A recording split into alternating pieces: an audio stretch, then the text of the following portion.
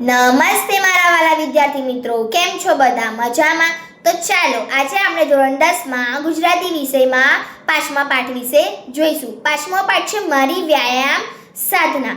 મારી વ્યાયામ સાધના એટલે શું? તો વ્યાયામ એટલે શું? તો કસરત વિશે આ પાઠમાં વાત કરવામાં આવી છે. શરીરને શેની જરૂર પડે, શેની કઈ કસરતની જરૂર પડે એ વિશે આ પાઠમાં સમજાવવામાં આવ્યું છે અને શરીર સાથે બીજી શેની પણ જરૂર પડે એ વિશે પણ આમાં સમજાવવામાં આવ્યું છે. તો આપણે એકમ એકની સમજૂતી પર પહોંચીશું.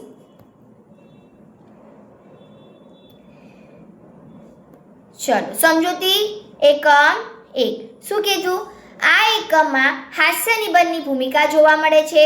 અહીં તમને નીચે આપેલા વાક્યો સમજવામાં થોડી કઠિનાઈ લાગતી હશે, જેમ કે અખાડામાં જવાના મેં ઘણીવાર અખાડા કર્યા છે. શું કહે છે આમાં? જે લખનાર છે, લેખક છે, નાયક છે, શું કહે છે કે અખાડામાં જવાના, મતલબ જે અખાડો હોય છે જ્યાં કસરત થતી હોય, મોટા મોટા પહેલવાન હોય, બરાબર, એ જગ્યાએ હું એ જવાના ઘણી બધી વાર ટ્રાય કર્યા છે. અખાડા કર્યા છે એટલે શું? ઘણી બધી વાર કોશિશ કરી છે.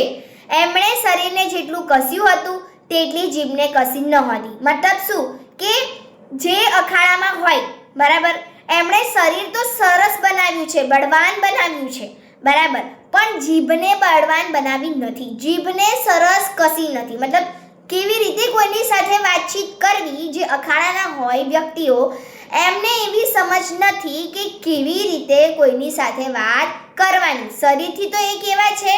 એકદમ અટ્ટાકટ્ટા છે, બરાબર. પરસેવો પાડીને રોટલો રડવાનો સિદ્ધાંત મોઢેથી કદાચ મેં માન્ય રાખ્યો હશે, પણ હૃદયપૂર્વક હું કદી એનો સ્વીકાર કરી શક્યો નથી. શું કહે છે? પરસેવો પાડીને જે રોટલો રડવાનો સિદ્ધાંત છે એ મોઢેથી કદાચ મેં માન્ય રાખ્યો, પણ હૃદયથી કોઈ દિવસ, મતલબ દિલથી કોઈ દિવસ એનો સ્વીકાર કર્યો નથી.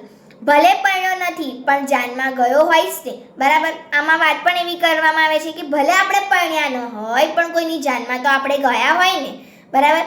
હવે ઉપર આપેલા વાક્યોને ક્રમશઃ સમજીએ તો પ્રથમ વાક્યમાં એમ સમજવામાં આવે છે કે અખાડા કર્યા છે એટલે કસરત કરવામાં નિયમિત રહ્યો નથી. એટલે કસરત કરવા એમણે ઘણી બધી વાર અખાડામાં જવા ટ્રાય કર્યો, કસરત કરવા ટ્રાય કર્યું, પણ એ નિયમિત એમનાથી કસરત થઈ શકી નથી. બીજા વાક્યમાં લેખક પહેલવાન પર કટાક્ષ કરતા સમજાવે છે કે તેમણે શરીર સારું બનાવ્યું પણ તેમની વાણી બુદ્ધિ સામાન્ય હતી. શું કહે છે બીજી લાઈનમાં? કે જે લોકો છે અખાડામાં, બરાબર, પહેલવાન છે, એમની માટે કટાક્ષ રીતે વાત કરે છે. તો કહે છે કે પહેલવાને શરીર તો સારું બનાવી લીધું, બરાબર, પણ વાણી સારી બનાવી નથી. ત્રીજા વાક્યમાં શું છે? નાયક પરસેવો પાડવામાં એટલે કે શારીરિક શ્રમ મહેનત કરવામાં માનતા ન હતા. ચોથા વાક્યમાં નાયકના વડીલ છગન કાકા સમજાવવા માંગે છે કે ભલે તું પહેલવાન નથી પણ તે પહેલવાનોને જોયા તો છે ને, બરાબર. અહીંયા આપણું 5.1 એકમ સમજૂતી ખતમ થાય છે. હવે સમજૂતી નંબર 2. શું કહે છે કે આપણને જાણવા મળે છે કે નાયકના વડીલ શ્રી છગન કાકાના કહેવાથી તેઓ પાડોશીના છોકરા સાથે વ્યાયામ શાળામાં જાય છે, બરાબર. હવે જે નાયક છે એમના વડીલ જે છગન કાકા છે એમના કહેવા મુજબ અખાડામાં જવા માટે તૈયાર થઈ જાય છે. શું કરવા? વ્યાયામ શાળામાં જાય છે, મતલબ કસરત કરવા, બરાબર. ઉસ્તાદ નાયકને વ્યાયામ કરવા માટેની પૂર્વ તૈયારી કરી દંડ બેઠક કરવા જણાવે છે. હવે નાયક જે છે એ ગયા અખાડામાં, બરાબર. ત્યાં ઉસ્તાદ એટલે શું? ત્યાંના જે હોય છે, ઉસ્તાદ એટલે ગુરુ, હવે ત્યાં હોય છે એ ગુરુ એમને કહે છે કે તું દંડ બેઠક કર. હવે નાયક શું કરશે આપણે જોઈશું. નાયક શું કહે છે? દંડ બેઠકના બદલે સીધી કુસ્તી કરવાનો જ આગ્રહ રાખે છે. નાયક કહે છે કે હું દંડ બેઠક નહીં કરું, હું ડાયરેક્ટ શું કરીશ? કુસ્તી કરીશ.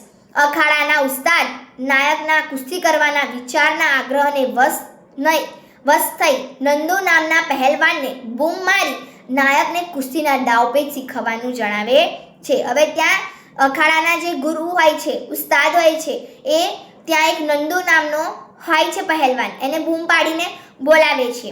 એટલામાં નંદુ ત્યાં હાજર થાય છે અને કહે છે કે આને કુસ્તીના દાવપેચ શીખવ. હવે સીસમ રંગનો નંદુ નાયકના દુબળા શરીરને જોઈ આશ્ચર્યનો ભાવ અનુભવતા નાયકને અખાડામાં આમંત્રે છે. બરાબર. સીસમ રંગ એટલે કે એ જે નંદુ હોય છે એનું શરીર આખું પેલા માટીથી કેવું હોય છે, રંગબેરંગી થઈ ગયું હોય છે, માટીથી એકદમ માટી વાળું થઈ ગયું હોય છે. હવે જે નંદુ છે એ નાયકનું શરીર જોઈને એકદમ અચક પામી જાય છે અને કહે છે કે ચલો અખાડામાં જઈએ આપણે. હવે એકમ 3 જોઈશું આપણે. એકમ 2 પૂરું થયું. એકમ 3માં શું છે? ઉસ્તાદના બજરંગબલીને જે શબ્દો સાથે નાયક કુસ્તીના દાવપેચ શીખવા નંદુ સાથે અખાડામાં ઉતરે છે. બરાબર. ઉસ્તાદ એટલે કે ગુરુ બજરંગબલીની જય બોલાવે છે અને દાવપેચ શીખવા નંદુ સાથે અખાડામાં નાયક ઉતરે છે. સીસમ રંગી નંદુ પોતાની મજબૂત જાંઘો પર પ્રહાર કરી નાયકને આશ્ચર્યમાં મૂકી દે છે. હવે જે નંદુ હોય છે એની જાંઘ પર 2 હાથથી આમ મારે છે તો નાયક એકદમ આશ્ચર્ય પામે છે કે આ કરે છે શું? નાયક નંદુનું અનુકરણ કરી પોતાના હાથનો ગોટો ફૂલાવવાનો પ્રયત્ન કરે છે. બરાબર. હવે નાયક જે છે નંદુનું અનુકરણ કરી પોતાના હાથનો, હવે જે નાયક છે એમનો હાથ આમ કરીને એમના બાયસેપ જોવે છે. બરાબર. એટલે કે આ ગોટલો ફૂલાવવા ટ્રાય કરે છે. નાયકને કેરી જેવા પોચા પોતાના ગોટલાને જોતા હસવું આવે છે. નાયકને અહીંયા ગોટલા જેવું બને છે. બરાબર. કેરીના ગોટલા જેવું એ જોઈને હસવું આવે છે. નાયક કાંઈ સમજે તે પહેલા તો પહેલવાન તેમની બોચી તથા પગ પર બળનો પ્રયોગ કરે છે. બરાબર. હવે નાયકને કંઈ સમજ પડે એ પહેલાં જે નંદુ હોય છે એ નંદુ જે પહેલવાન હોય છે એ નાયક પર બોચીના ભાગમાં મારે છે, એટલે કે કરે છે. શું કરે છે? પ્રહાર કરે છે. બરાબર. જે તેમના માટે અસહ્ય બની જાય છે. હવે નંદુ જે નાયકને બોચીના ભાગે મારે છે એ એમની માટે નાયક માટે અસહ્ય મતલબ એમનાથી સહન થતું નથી એવું બની જાય છે. પહેલવાન નંદુ નાયકને ચિત્ત કરવા માંગતો હતો. પહેલવાન જે હતો નંદુ એ નાયકને શું કરવા માંગતો હતો?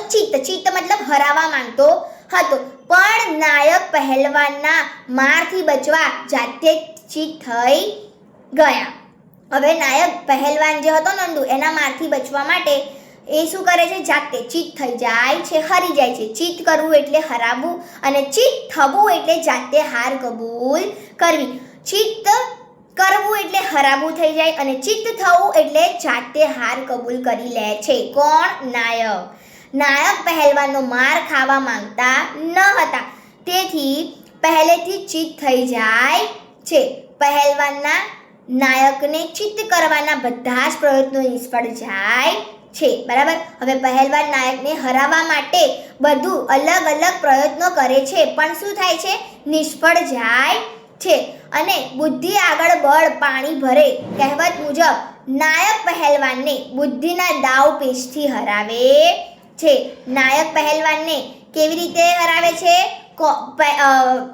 એમના બુદ્ધિના દાવ પેચથી હરાવે છે. અહીંયા આપણું એકમ 3 પૂરું થયું. એકમ 4. પાઠના આ અંતિમ એકમમાં નાયકને તેમના વડીલ દ્વારા દંડ બેઠક કરવાની સલાહ મળે છે.